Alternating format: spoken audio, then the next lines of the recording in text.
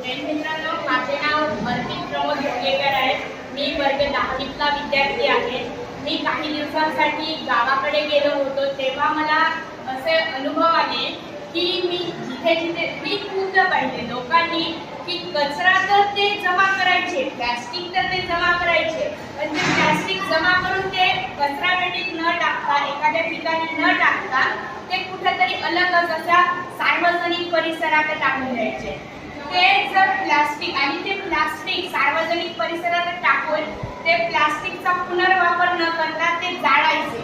ते प्लास्टिक जाळल्यानं असं होतं की प्लास्टिक आणि प्लास्टिक जाळणं हे त्याच्यामध्ये खूप फरक आहे। प्लास्टिक जर आपण असं टाकून दिलं तर ते चांगलं आहे त्याच्यापेक्षा, कारण प्लास्टिक जाळल्यानं प्लास्टिक ठेवण्यापेक्षा जास्त हे होते, जास्त हानी होते। त्याच्यामुळे आपल्याला तसं करायला नाही पाहिजे। मी तरी